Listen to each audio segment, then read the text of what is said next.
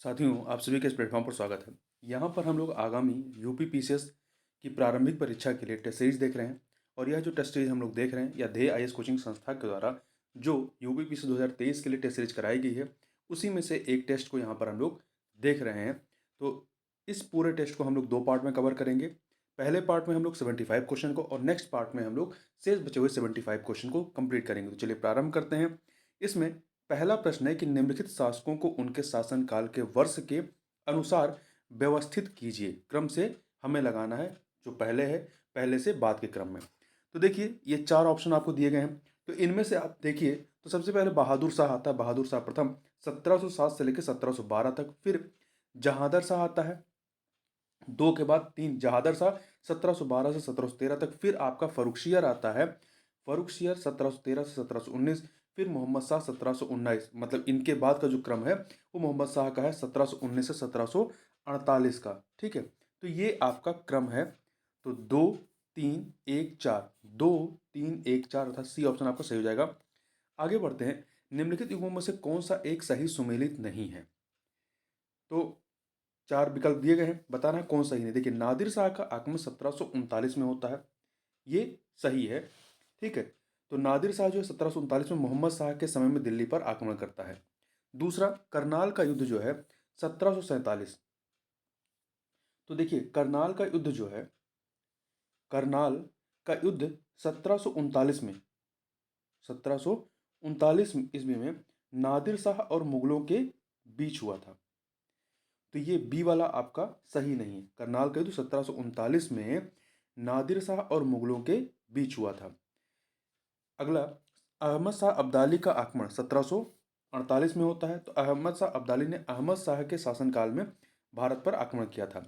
पानीपत का तृतीय युद्ध, ये जो है 14 जनवरी 1761 को अहमद शाह अब्दाली और मराठों के बीच हुआ था, जिसमें मराठों की पराजय हुई थी। तो इसमें आपका बी वाला ऑप्शन सही नहीं है। आगे बढ़ते हैं। निम्नलिखित में से किसने जयसिंह को सवाई की उपाधि दी थी? तो ये उपाधि जो है औरंगजेब के द्वारा दी गई थी। सवाई जयसिंह संस्कृत एवं फारसी का विद्वान होने के साथ गणित एवं खगोलशास्त्र के भी जानकार थे। Fall of the Mughal empire, fall of the Mughal empire किसकी पुस्तक है? तो ये जदुनाथ सरकार की पुस्तक है। निम्नलिखित में से किस एक शासक ने खगोलशास्त्र संबंधी पर्यवेक्षण हेतु सारणियों का एक सेट तैयार किया था?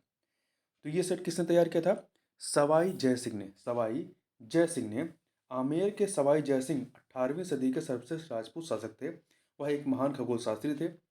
उन्होंने सारणियों का एक सेट तैयार किया था जिससे लोगों को खगोलशास्त्र संबंधी पर्यवेक्षण करने में सहायता मिले, जिसका नाम जिज मुहम्मद शाही था। आगे बढ़ते हैं। निम्नलिखित में से किसने डिंडीगुल में एक आधुनिक शस्त्रागार की स्थापना की थी? तो मैसूर के शासक हैदर अली ने। मैसूर के शासक हैदर अली ने 1755 में 1755 ईस्वी में फ्रांसीसियों की सहायता से डिंडीगुल में एक आधुनिक शस्त्रागार की स्थापना की थी। आगे बढ़ते हैं। निम्नलिखित युद्धों को उनके कालक्रमानुसार व्यवस्थित करना है। तो तीन युद्ध दिए गए हैं। देखिए, सबसे पहले प्रथम आंग्ल मैसूर युद्ध जो है, ये कब होता है? 1766 से 1769 में के बीच में, 1766 से 1769। फिर प्रथम आंग्ल मराठा युद्ध, तीसरा वाला प्रथम आंग्ल मराठा युद्ध जो है, ये 1775 से 1782 के बीच में होता है। फिर प्रथम आंग्ल सिख युद्ध जो है, ये 1845 से 1846 में होता है। तो आपका 132 अर्थात सी ऑप्शन आपका सही हो जाएगा। क्वेश्चन नंबर 8 देख लेते हैं। मराठा सरदार शिवाजी की सैन्य व्यवस्था में पगा क्या था? पगा क्या था? तो पगा जो है आपका अश्वारोही सेना था। अश्वारोही सेना को पगा कहा जाता था। इसमें दो प्रकार के सैनिक होते थे, बरगीर और सिलाहदार। बरगीर और सिलाहदार। पैदल सेना को पाइक कहा जाता था। आगे बढ़ते हैं। इस्तमरारी बंदोबस्त के संदर्भ में कौन से कथन सही हैं? दो कथन दिए गए हैं। तो देखिए, इस व्यवस्था में लगान का 1/11 भाग सरकार को दिया जाता था। नहीं, 10/11 भाग सरकार को दिया जाता था, 1/11 भाग जमींदार के पास रहता था। तो पहला गलत हो गया। दूसरा, इस व्यवस्था के अंतर्गत ब्रिटिश सरकार का 51% क्षेत्र आता था। इसके तहत जो है 19% क्षेत्र आता था। इसकी इसका प्रारंभ जो है सर्वप्रथम कॉर्नवालिस के द्वारा 1793 में किया गया था। तो दोनों कथन आपके यहाँ पर गलत हो गए, डी ऑप्शन सही हो जाएगा। अगला है, दो सूचियां दी गई हैं, इन्हें हमें सुमेलित करना है। तो देखिए, एशियाटिक सोसाइटी की स्थापना विलियम जोन्स ने की थी। विलियम जोन्स ने 1784 में की थी, तो दो से मिला दीजिए। परमहंस मंडली की स्थापना आत्माराम पांडुरंग ने की थी, वन से मिला दीजिए। शुद्धि आंदोलन स्वामी दयानंद सरस्वती के द्वारा चलाया गया था, चार से मिला दीजिए। बंग भंग आंदोलन सुरेंद्रनाथ बनर्जी का है, तो इसको सुरेंद्रनाथ बनर्जी का है, तो इसको आप तीन से मिला दीजिए। तो 2143 अर्थात सी ऑप्शन आपका सही हो जाएगा। आगे बढ़ते हैं। दादा भाई नौरोजी ने भारतीय धन की इंग्लैंड की निकासी को अपने किस लेख में स्पष्ट किया था? तो इंग्लैंड्स डेब्ट टू इंडिया लेख में इसको स्पष्ट किया था। आगे बढ़ते हैं। खिलाफत आंदोलन का मुख्य उद्देश्य निम्नलिखित में से कौन सा नहीं था? ऑटोमन साम्राज्य की रक्षा और खिलाफत का रक्षण करना, ये था। भारत के मुसलमानों में ब्रिटिश सरकार विरोधी भावना उत्पन्न करना, ये भी था। पृथक निर्वाचन मंडल की मांग और मुस्लिम समाज में सुधार, ये बिल्कुल भी नहीं था। ठीक है, आगे बढ़ते हैं। क्वेश्चन नंबर 13 देख लेते हैं। फ्लोरेंस नाइटिंगेल द्वारा निम्नलिखित में से किस एक गवर्नर जनरल को भारत का उद्धारक कहा गया था? तो लॉर्ड रिपन को। लॉर्ड रिपन 1880 से लेकर 1880 से 84 तक भारत का गवर्नर जनरल रहा। इसके द्वारा भारतीयों की भावनाओं को ध्यान में रखते हुए कई आपत्तिजनक अधिनियमों को रद्द कर दिया गया तथा अनेक सुधारवादी कदम उठाए गए। इसलिए फ्लोरेंस नाइटिंगेल ने उन्हें भारत का उद्धारक कहा था। भारत का उद्धारक कहा था, द सेवियर ऑफ इंडिया। अगला प्रश्न है अभिकथन और कारण वाला प्रश्न है। अभिकथन है कि मुस्लिम लीग द्वारा 12 दिसंबर 1939 को मुक्ति दिवस के रूप में मनाया गया। सही है कथन। दूसरा, इस दिन लाहौर अधिवेशन में लीग द्वारा द्विराष्ट्रवाद के सिद्धांत को पूर्णतः स्वीकार कर लिया गया था। ये देखिए, कारण जो है असत्य है। वर्ष 1939 में कांग्रेस मंत्रिमंडलों के त्यागपत्र में 12 दिसंबर 1939 को मुस्लिम लीग द्वारा मुक्ति दिवस के रूप में मनाया गया था। ठीक है, चूंकि कांग्रेस मंत्रिमंडलों ने त्यागपत्र दिया था इसलिए। तो इसका कारण जो है, जो दिया गया है वो नहीं है। लाहौर अधिवेशन जो है ये 1940 में होता है। लाहौर अधिवेशन 1940 में मुस्लिम लीग द्वारा द्विराष्ट्र के सिद्धांत को पूर्णतः मानते हुए पाकिस्तान की मांग की गई एवं इसकी प्राप्ति का अपना लक्ष्य घोषित किया गया था। तो यहां पर आपका कथन सही है, कारण सही नहीं है। अगला है, निम्नलिखित कथनों में से कौन सा एक व्यक्तिगत सत्याग्रह के संबंध में सत्य नहीं है? पहला, इसका प्रारंभ 17 अक्टूबर 1940 को हुआ था। सही है। यह सत्याग्रह स्वरूप में सीमित, प्रतीकात्मक एवं अहिंसात्मक था। यह भी सही है। विनोबा भावे पहले सत्याग्रही थे जिन्हें आंदोलन में जेल हुई। ये भी सही है। इस आंदोलन के दूसरे सत्याग्रही ब्रह्मदत्त थे। नहीं, दूसरे सत्याग्रही जवाहरलाल नेहरू थे, तीसरे सत्याग्रही ब्रह्मदत्त थे। तो डी ऑप्शन सही नहीं है। 2 जुलाई 1943 को सुभाष चंद्र बोस द्वारा दिल्ली चलो का नारा दिया गया था। कहां पर? सिंगापुर में दिया गया था। कहां पर? सिंगापुर में दिया गया था। यद्यपि अहिंसा का अर्थ क्रियात्मक रूप से जानबूझकर कष्ट उठाना है तथा यह सिद्धांत दुराचारियों के सामने हथियार डालने का समर्थन नहीं करता। उपरोक्त कथन का उल्लेख गांधी जी द्वारा अपने किस पत्र या पत्रिका में किया गया था? तो यह उल्लेख जो है इनके द्वारा यंग इंडिया में किया गया था। यह लेख 11 अगस्त 1946 को प्रकाशित हुआ था। यह उनके लेख में लिखा गया था। आगे बढ़ते हैं, क्वेश्चन नंबर 18 देखते हैं। तो क्वेश्चन नंबर 18 है कि दो सूचियां दी गई हैं, पुस्तक और उसके लेखक, इन्हें हमें सुमेलित करना है। The Muslim of British India, ये पुस्तक है पीटर हार्डी की, 3 से मिला दीजिए। Pakistan the formative phase 1857 to 1948, यह खालिद बिन की है, तो 4 से मिला दीजिए। खिलाफत टू पार्टीशन, ये मोइन साकिर की है, 1 से मिला दीजिए। मॉडर्न इस्लाम इन इंडिया, या W.C. स्मिथ की है, 2 से मिलाइए, तो 3412 अर्थात डी ऑप्शन आपका सही हो जाएगा। आगे बढ़ते हैं। आधुनिक भारतीय इतिहास की निम्न घटनाओं का पहले से बाद के क्रम में सही कालक्रम लगाना है। तो देखिए, इसमें नेहरू रिपोर्ट जो है, नेहरू रिपोर्ट 1928 की है, अगस्त प्रस्ताव 1940 का, क्रिप्स मिशन 1942 का और बेबल योजना 1945। ये क्रम सही है, तो सी ऑप्शन आपका सही हो जाएगा। हड़ताल शब्द का संभवतः प्रथम बार प्रयोग निम्नलिखित में से किस एक आंदोलन में किया गया था? तो ये जो है रोलेट एक्ट विरोधी सत्याग्रह के समय में किया गया था, जो कि 1919 में हुआ था। तो सी ऑप्शन आपका सही हो जाएगा। निम्नलिखित में से किस एक को काकोरी षड्यंत्र के तहत फांसी की सजा नहीं हुई थी? तो देखिए सचिंद्र सन्याल को नहीं हुई थी। सचिंद्र सन्याल को नहीं हुई थी। देखिए 9 अगस्त 1925 को सहारनपुर से लखनऊ जा रही रेलगाड़ी को भारतीय क्रांतिकारियों द्वारा काकोरी स्टेशन पर लूट लिया गया था। इस घटना को काकोरी कांड कहा जाता है। इसमें राम प्रसाद बिस्मिल, राजेंद्र लहड़ी, रोशन सिंह और अशफाक उल्ला खां को फांसी की सजा दी गई थी। सचिंद्र नाथ सन्याल को आजीवन कारावास की सजा हुई थी। 22 नंबर क्वेश्चन देखते हैं। राजा राम मोहन राय द्वारा सती प्रथा के विरोध के लिए किस पत्रिका का उपयोग किया गया था? तो ब्रह्मानिकल मैगजीन का, ब्रह्मानिकल मैगनीज मैग सॉरी नहीं नहीं संवाद कौमुदी का। ठीक, इसका उत्तर क्या होगा? संवाद कौमुदी होगा। तो इन्होंने जो है संवाद कौमुदी का उपयोग किया था। आगे बात करते हैं। पानीपत के तृतीय युद्ध के समय मराठा पेशवा कौन था? तो मराठा पेशवा कौन था? बालाजी बाजीराव। पानीपत का तृतीय युद्ध 14 जनवरी 1761 को अहमद शाह अब्दाली और मराठों के बीच हुआ था। इसमें मराठों की हार हुई। इस समय मराठा पेशवा बालाजी बाजीराव था। आगे दो सूचियां दी गई हैं, इन्हें सुमेलित करना है। अहोम विद्रोह से कौन संबंधित था? गोमधर कुंवर, 2 से मिलाइए। पागलपंथी विद्रोह से करमशाह, तो 3 से मिला दीजिए। कूका आंदोलन से भगत जवाहर मल, तो 1 से मिला दीजिए। रामोशी विद्रोह से चित्तूर सिंह, 4 से मिला दीजिए। 2314 तथा डी ऑप्शन आपका सही हो जाएगा। आगे बढ़ते हैं। निम्नलिखित में से कौन गुब्बारे खातिर के लेखक हैं? गुब्बारे खातिर के लेखक कौन है? तो मौलाना अबुल कलाम आज़ाद। मौलाना अबुल कलाम आज़ाद। देखिए ये जो है मौलाना अबुल कलाम आज़ाद की सबसे महत्वपूर्ण कृतियों में से एक है, जिसे मुख्य रूप से 1942 से 1946 के दौरान लिखा गया, जब उन्हें महाराष्ट्र के अहमदनगर किले में कैद किया गया था। आगे निम्नलिखित में से कौन सा एक युग्म सही सुमेलित नहीं है? कौन सा सही सुमेलित नहीं? देखिए बंगाल में द्वैध शासन रॉबर्ट क्लाइव लगाता है। भारत का प्रथम गवर्नर जनरल जो है लॉर्ड कैनिंग नहीं, भारत का प्रथम गवर्नर जनरल वारेन हेस्टिंग था, जबकि भारत का प्रथम वायसराय जो था वो लॉर्ड कैनिंग था। तो ध्यान रखिएगा, प्रथम गवर्नर जनरल वारेन हेस्टिंग और प्रथम वायसराय जो है लॉर्ड कैनिंग था। तो बी वाला सही नहीं है।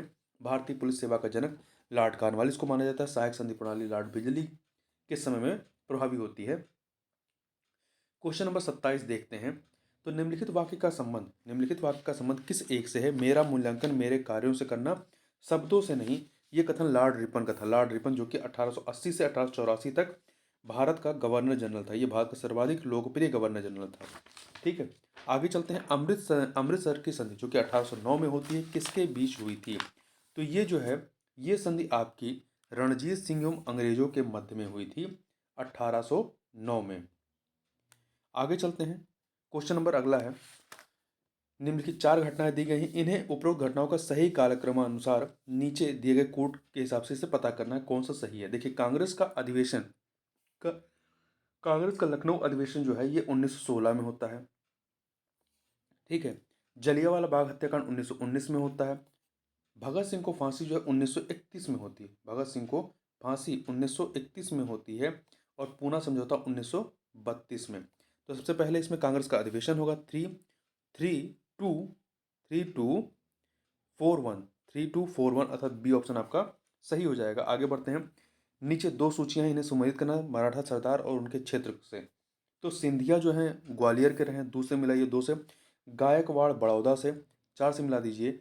भोंसले जो हैं नागपुर से, इन्हें 3 से मिला दीजिए। होलकर जो हैं इंदौर से, 1 से मिला दीजिए। तो 2431 अर्थात बी ऑप्शन सही हो जाएगा। आगे बढ़ते हैं। अभिकथन कांड वाला प्रश्न है। अभिकथन है कि दीवानी और फौजदारी कचहरियों के श्रेणीबद्ध संगठन के जरिए न्याय प्रदान करने की एक नई व्यवस्था की नींव अंग्रेजों ने रखी थी। तो इसमें यह कथन सही नहीं है। एक सेकेंड, नहीं, ये कथन सही है। ठीक है, नींव रखी थी अंग्रेजों ने, ही सही है। कारण, इस व्यवस्था को वारेन हेस्टिंग ने आरंभ किया तथा बाद में कॉर्नवालिस ने सुदृढ़ता प्रदान की। तो कारण भी सही है, कारण भी सही है, परंतु यहाँ पर व्याख्या नहीं हो रही है। डी वाला ऑप्शन सही हो जाएगा। देखिए थोड़ा इसके बारे में सुन लीजिए। दीवानी और फौजदारी कचहरियों के श्रेणीबद्ध संगठन के जरिए न्याय प्रदान करने की एक नई व्यवस्था की नींव अंग्रेजों ने रखी। इस व्यवस्था को वारेन हेस्टिंग ने आरंभ किया, जिसे कॉर्नवालिस ने 1793 में सुदृढ़ किया। हर जिले में एक दीवानी अदालत कायम की गई जिसका प्रमुख जिला जज होता था, जो नागरिक सेवा का सदस्य होता था। इस प्रकार कॉर्नवालिस ने दीवानी जज और कलेक्टर के पदों को अलग अलग कर इस व्यवस्था को सुदृढ़ किया। क्वेश्चन नंबर 32 देखते हैं। 32 क्या है? दो कथन दिए गए हैं, बताना है इनमें से कौन सा असत्य है। कौन सा कथन असत्य है? बेथुन स्कूल की स्थापना 1821 में कलकत्ता में हुई थी? नहीं। 1849 में, 1821 नहीं, 1849 में कलकत्ता में की गई थी। यह नारी शिक्षा को समर्पित थी। यह नारी शिक्षा के लिए 19वीं सदी के 5वें और 6ठे दशक में चलाए गए शक्तिशाली आंदोलनों का पहला परिणाम था। और ईश्वरचंद्र विद्यासागर बेथुन स्कूल के सचिव थे। तो पहला कथन तो आपका असत्य है, दूसरा आपका सही है।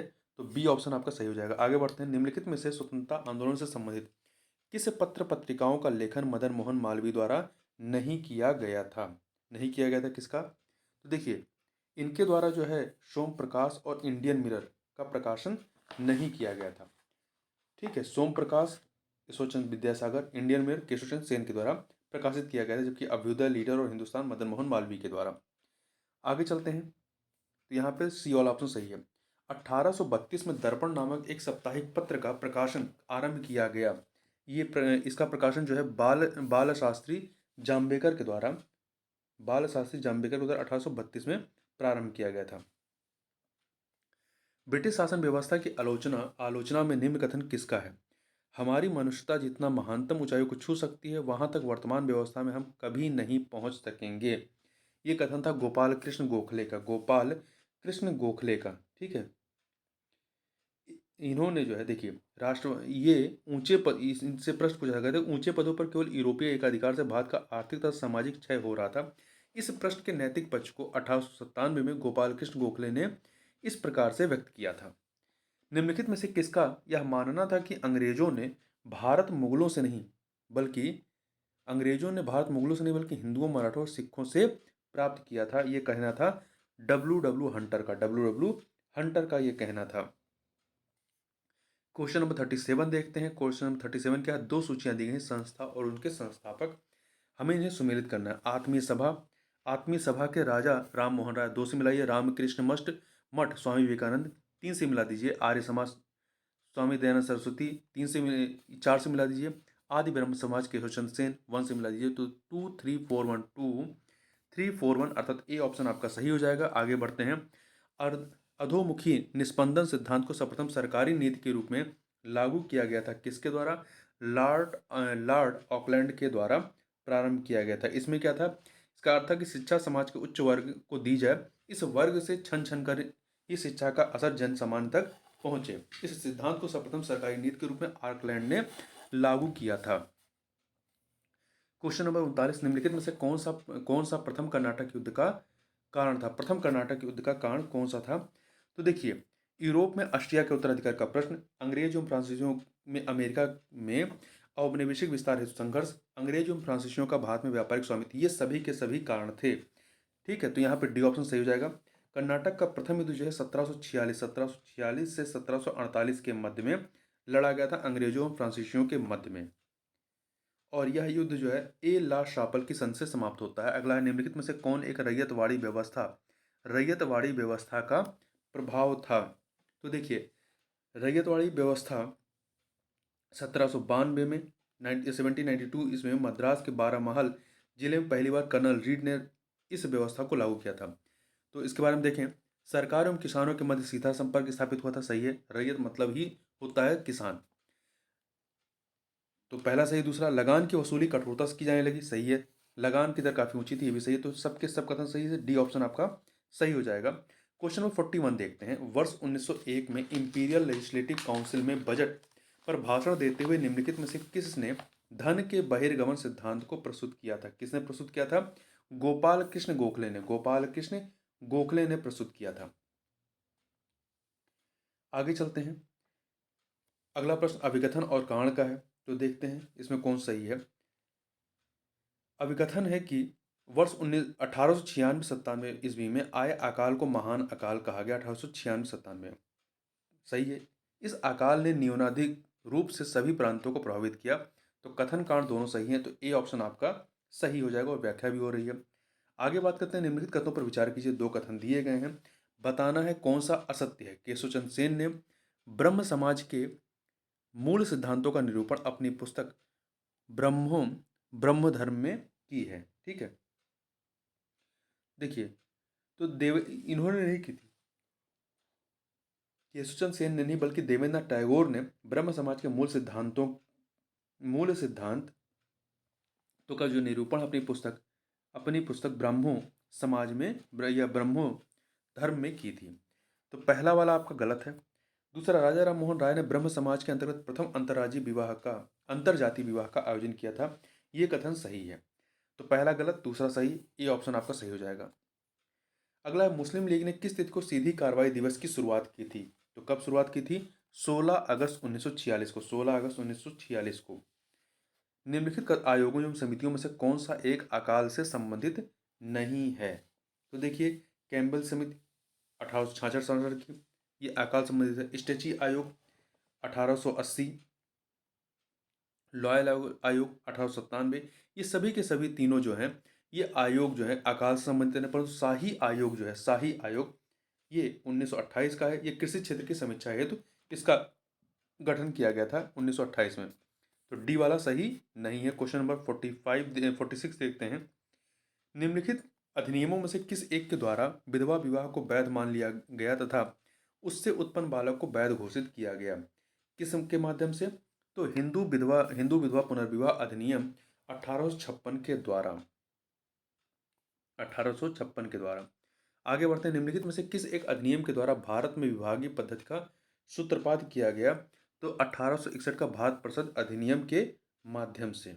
इस अधिनियम के आधार पर लॉर्ड कैनिंग द्वारा विभिन्न विभाग भिन्न भिन्न सदस्यों को दे दिए गए जो इस विभाग के प्रशासन के लिए उत्तरदायी थे। इस प्रकार भारत में मंत्रिमंडलीय व्यवस्था की नींव पड़ती है। अगला, निम्नलिखित उपाधियों में से कौन सी एक राजा राम मोहन राय से संबंधित नहीं है? कौन सी संबंधित नहीं है? तो देखिए, आधुनिक भारत के पिता कहलाते, सही है। सुधार आंदोलन के प्रवर्तक, ये भी सही है। युग दूत, ये भी सही। सृजन की प्रतिभा, ये इनके लिए नहीं कहा जाता था। सृजन की प्रतिभा जो है, रविन्द्रनाथ टैगोर ने स्वामी विवेकानंद को सृजन की प्रतिभा कहा था। इनके लिए ये शब्द नहीं है, तो डी वाला सही नहीं है। निम्नलिखित युगों में से कौन सा एक सही सुमेलित नहीं है 1857 क्रांति के प्रमुख केंद्र और उनके नेतृत्वकर्ता में? लियाकत अली इलाहाबाद, सही है। मौलवी अहमद उल्लाह फैजाबाद, ये भी सही। जगदीशपुर में कुंवर सिंह नेतृत्व करता थे, ये सही है। बरेली में जो है, बरेली में 1857 की क्रांति का नेतृत्व खान बहादुर खान ने की थी। खान बहादुर खान ने, तत्या टोपे ने नहीं। पूना की संधि 1817 ईस्वी में निम्नलिखित में से किसका परिणाम थी? पूना की संधि, तो ये जो है आपका तृतीय आंग्ल मराठा युद्ध, जो कि 1817 से 1818 में लॉर्ड हेस्टिंग के काल में होता है। इस युद्ध में पेशवा बाजीराव द्वितीय पराजित हुआ था तथा उसने अंग्रेजों से पूना की संधि कर ली, जिसकी शर्त के फलस्वरूप पेशवाई समाप्त कर दी गई। निम्नलिखित निम्न जाति आंदोलन से संबंधित संस्थाओं में कौन सी एक डॉक्टर भीमराव अंबेडकर द्वारा स्थापित नहीं थी? कौन सी नहीं थी? अखिल भारतीय अस्पृश्यता निवारण संघ, ये इनके द्वारा स्थापित नहीं थी। अखिल भारतीय अस्पृश्यता निवारण संघ की स्थापना महात्मा गांधी द्वारा 1932 में बंबई में की गई थी, जबकि the all India depressed class federation, इसकी स्थापना 1920 में बंबई में। समाज समता संघ, इसकी स्थापना बंबई में 1927 में। अनुसूचित जाति परिसंघ, इसकी स्थापना 1942 में बंबई में डॉक्टर भीमराव अंबेडकर के द्वारा की गई थी। तो आगे चलते हैं इसमें। तो यहाँ पर अखिल भारतीय अस्पृश्यता निवारण संघ, ये महात्मा गांधी का है। आगे चलते हैं। क्वेश्चन 52 देखते हैं। निम्नलिखित में से कौन सा एक सही सुमेलित नहीं जनजातीय विद्रोह और उनसे संबंधित वर्ष? तो देखिए, चुआर विद्रोह 1768 से 72 में होता है, ठीक है, बंगाल में। भील विद्रोह 1818 से 1921, महाराष्ट्र के खानदेश में। रमोशी विद्रोह 1822 से 41, 1822 से 41, ये भी महाराष्ट्र के पश्चिम घाट में होता है। कुकी विद्रोह जो 1818 से 26 में नहीं होता, ये 1826 से 44, 1826 से 44 के मध्य में होता है, महाराष्ट्र के पश्चिमी घाट में। तो डी वाला सही नहीं है। अगला है, निम्नलिखित युगों पर विचार कीजिए। मजदूर संगठन और संस्थापक, देखिए, इन्हें हमें सुमेलित करना है। सोशल सर्विस लीग, इसके संस्थापक NM जोशी थे, सही है, 1911 में स्थापना होती है। Madras labour union, BB Wadia, 1918 में स्थापना होती है। हिंदुस्तान मजदूर सभा सरदार पटेल के द्वारा 1938 में स्थापना होती है। तो तीन के तीनों सही हैं, तो डी ऑप्शन आपका सही हो जाएगा। आगे बढ़ते हैं। जतिन नाथ मुखर्जी निम्नलिखित में से किस क्रांतिकारी समिति या समितियों के सदस्य रहे हैं? तो देखिए किसके रहे हैं, ये आपके अनुशीलन समिति, युगांतर और गदर पार्टी, इन सभी के जो हैं, इन सभी समितियों के क्या रहे हैं, सदस्य रहे हैं। आगे बात करते हैं। अगला प्रश्न अभिकथन और कारण वाला है। अभिकथन क्या है? अभिकथन दिया गया है कि 1 सितंबर 1939 को द्वितीय विश्व प्रारंभ होता है, सही है। कारण 5 सितंबर 1939 को ब्रिटेन ने भारत को युद्धरत घोषित कर दिया। तो ये कारण नहीं है, दोनों कथन सही है परंतु ये कारण नहीं है, इसलिए बी ऑप्शन आपका सही हो जाएगा। आगे बढ़ते हैं। क्वेश्चन नंबर 56 देखते हैं। क्वेश्चन नंबर 56 क्या है? स्वामी दयानंद सरस्वती द्वारा सत्याग्रह प्रकाश की रचना किस वर्ष की गई थी? तो इसकी रचना इनके द्वारा 1874 में की गई थी। यह मूलतः हिंदी भाषा में लिखी गई थी। आगे बढ़ते हैं। मुशर्रफ हुसैन द्वारा लिखे गए नाटक जमींदार दर्पण में निम्नलिखित में से किस विद्रोह का उल्लेख मिलता है? जमींदार दर्पण में तो पमाना किसान विद्रोह का उल्लेख मिलता है। पमाना किसान विद्रोह। निम्नलिखित में से किस गवर्नर जनरल को भविष्य का अग्रदूत एवं भारत में अंग्रेजी साम्राज्य का अग्रगामी माना जाता है? भविष्य का अग्रदूत एवं भारत में अंग्रेजी साम्राज्य का अग्रगामी माना जाता है रॉबर्ट क्लाइव को। ठीक है, रॉबर्ट क्लाइव को। ये जो है रेगुलेटिंग एक्ट के तहत 1770 ईस्वी का जो रेगुलेटिंग एक्ट होता है उसके तहत बंगाल का प्रथम गवर्नर जनरल बना था। आगे बात करते हैं। निम्नलिखित गवर्नर जनरलों में से किस एक को गोपाल कृष्ण गोखले ने द्वितीय औरंगजेब की उपाधि दी थी? किसको दी थी? लॉर्ड कर्जन को। लॉर्ड कर्जन को। 1905 का जो बंगाल विभाजन होता है वो इसी के समय में होता है। लॉर्ड डलहौजी द्वारा विलय किए गए राज्यों का सही क्रम नीचे दिए गए कूट की सहायता से हमें बताना है। तो देखिए इसके द्वारा जो है संभलपुर को 1849 में, उदयपुर को 1852 में, नागपुर को जो है 1854 में और करौली को 1855 में विलय किया गया था। ठीक है, तो ये आपका संभलपुर पहले 2, फिर आपका उदयपुर 3, फिर नागपुर, फिर करौली। बी ऑप्शन सही हो जाएगा। भारतीय स्वतंत्रता आंदोलन से संबंधित निम्न क्रांतिकारी घटनाओं और उनसे संबंधित व्यक्तियों के युगों में से कौन सा एक सुमेलित नहीं है? तो देखिए अलीपुर षड्यंत्र केस 1908 का अरविंद घोष से सुमेलित है। नासिक षड्यंत्र केस 1909-1910 बी.डी. सावरकर से। बनारस षड्यंत्र केस 1915-1916 बाल मुकुंद से नहीं। बनारस षड्यंत्र केस 1915-16 का संबंध सत्येंद्र सन्याल से है, जिन्हें आजीवन काला पानी की सजा दी गई थी। बाल मुकुंद का संबंध जो है वो दिल्ली षड्यंत्र केस 1912 से रहा है। तो सी वाला सही नहीं है, जबकि हावड़ा षड्यंत्र केस 1910 जतिन मुखर्जी से संबंधित है। क्वेश्चन नंबर 62 देखें। 62 गवर्नर जनरल उच्चतम न्यायालय के न्यायाधीशों तथा कंपनी के अधिकारियों के दोषों को बहुत स्पष्ट रूप से प्रकाशित करने के कारण ब्रिटिश सरकार द्वारा किस समाचार पत्र का प्रकाशन बंद करा दिया गया? तो बंगाल गजट का। इसकी शुरुआत 1780 में हुई थी। इसके संस्थापक जेम्स ऑगस्टस हिक्की थे। इस समाचार पत्र की सरकार की प्रखर आलोचनात्मक दृष्टि के कारण इसे 1782 में बंद करा दिया गया था। निम्नलिखित कथनों में से कौन सा या से सही है? तो यहाँ पर 3 कथन दिए गए हैं। तो देखिए 1856 ईस्वी में सेना भर्ती अधिनियम पारित किया गया, सही है। यह लॉर्ड कैनिंग का शासनकाल था 1856। ये कथन सही है। इस अधिनियम के अनुसार कोई भी सैनिक समुद्र पार जाने से मना कर सकता था नहीं, कोई भी मना नहीं कर सकता था। ठीक है, तो पहला दूसरा सही, तीसरा सही नहीं है, तो सी ऑप्शन सही हो जाएगा। अंग्रेजों ने भारत में अंग्रेजी को शिक्षा का माध्यम कब बनाया था? तो इन्होंने 1835 में बनाया था। इसमें लॉर्ड मैकाले की महत्वपूर्ण भूमिका थी। द वर्नाकुलर प्रेस एक्ट 1878 किसके द्वारा पारित किया गया था? तो इसे जो है इसे पारित करने का श्रेय लॉर्ड लिटन को जाता है। ठीक है, बंग भाषा प्रकाशन सभा की स्थापना किस वर्ष की गई? तो इसकी स्थापना 1836 ईस्वी में की गई थी।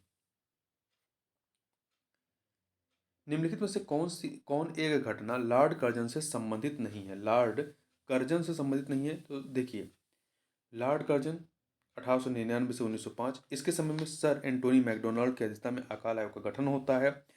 लॉर्ड किचनर विवाद होता है, यंग हस्बैंड अभियान चलाया जाता है। तो इसके समय में जो दूसरा फैक्ट्री अधिनियम है, इसके समय का नहीं है, ठीक है। दूसरा फैक्ट्री अधिनियम जो है 1897 में पारित होता है। इस समय लॉर्ड लैंसडाउन का काल था। आगे बढ़ते हैं, क्वेश्चन नंबर 68। निम्न में से किस एक कमेटी ने विभाजित बंगाल को पुनः संयुक्त करने की आवश्यकता पर बल दिया था? तो अरुंडेल कमेटी ने 1906 ईस्वी में अरुंडेल कमेटी का गठन किया गया था वायसराय लॉर्ड मिंटो के द्वारा। आगे बढ़ते हैं, भारतीय स्वतंत्रता संग्राम के दौरान कांग्रेस के किस अधिवेशन में यह प्रस्तावित किया गया कि स्वराज को सभी प्रकार के विदेशी नियंत्रण से मुक्त होना चाहिए? तो अहमदाबाद अधिवेशन 1921 को 21 में, तो इस अधिवेशन में यह प्रस्ताव पारित किया गया था। इसकी अध्यक्षता हकीम अजमल खान ने की थी, ठीक है। अगला है, दो सूचियां दी गई, इन्हें सम्मिलित करना है, पुस्तक और उसके लेखक। स्प्रिंग टाइगर के लेखक हुयो टोए हैं, दो से मिलाइए। A nation in a making Surendra Nath Banerjee का है। अनहैप्पी इंडिया, ये आपका लाला लाजपत राय का है। इंडिया अनरेस्ट वैलेंटाइन सिरोल का है, तीन से मिलाइए। तो 2143 सी ऑप्शन सही हो जाएगा। भवानी मंदिर नामक पुस्तक का प्रकाशन 1905 ईस्वी में किसके द्वारा किया गया था? तो इसका प्रकाशन जो है वारिंद्रनाथ घोष के द्वारा किया गया था, ठीक है। यह क्रांति से संबंधित पुस्तक थी। आगे चलते हैं, Indian national trade union Congress के प्रथम अध्यक्ष कौन थे? तो इसके प्रथम अध्यक्ष सरदार वल्लभ भाई पटेल थे। कौन थे? सरदार वल्लभ भाई पटेल थे, ठीक है। इंडियन नेशनल ट्रेड यूनियन की स्थापना मई 1947 में सरदार वल्लभ भाई पटेल तथा बीबी गिरी आदि नेताओं के द्वारा की गई थी। इसके प्रथम अध्यक्ष सरदार वल्लभ भाई पटेल थे। आगे बढ़ते हैं, क्वेश्चन नंबर 73 देखते हैं। वर्ष 1878 में जारी वर्नाकुलर प्रेस एक्ट के संबंध में निम्न कथनों पर विचार कीजिए। तीन कथन दिए गए हैं, बताना है कौन सही है। इस अधिनियम को गैंगिंग एक्ट भी कहा जाता है, सही है। इस अधिनियम को लाने का श्रेय लॉर्ड लिटन को जाता है, ये भी सही है। पायनियर समाचार पत्र ने इस अधिनियम का समर्थन किया था, ये भी सही है। तो तीन के तीनों कथन सही है, डी ऑप्शन सही हो जाएगा। निम्नलिखित में से किसने सन 1850 ईस्वी में विडो रीमैरिज सोसाइटी की स्थापना की थी? तो किसने की थी? विष्णु परशुराम पंडित ने की थी 1850 में। आगे बढ़ते हैं, निम्नलिखित में से असत्य कथन या कथनों का चयन कीजिए। दो कथन दिए गए हैं, बताना है कौन सा इसमें असत्य है, ठीक है। सत्य कौन सा है इसमें, यह बताना है। केरल में छुआछूत के विरोध में वायुकुम सत्याग्रह 1924 ईस्वी में प्रारंभ होता, सही है। 1925 ईस्वी में गांधी त्रावणकोर गए तथा इस मुद्दे पर रानी से बातचीत की, दोनों कथन यहाँ पर सही हैं, इसलिए डी ऑप्शन सही हो जाएगा। तो इस प्रकार से इस वीडियो में बस इतना ही, मिलते हैं नेक्स्ट वीडियो में, तब तक के लिए बहुत बहुत धन्यवाद।